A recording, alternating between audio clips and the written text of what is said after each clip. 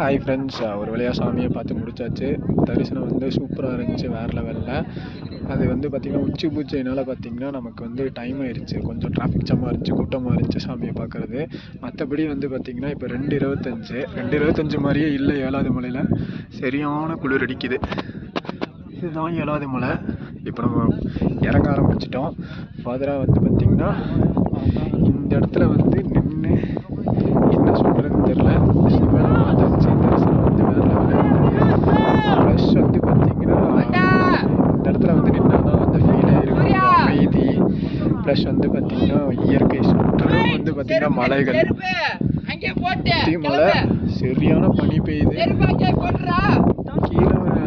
கீழே தான் சிட்டி அங்கே இருக்குது பார்த்திங்கன்னா, அங்கே சிட்டி ஃபுல்லாக பனி பெய்யுது. கீழே 2வது மலை 3வது மலையிலலாம் வேர்த்து ஊற்றி சட்டையெல்லாம் கட்டிட்டு நடந்தேன்.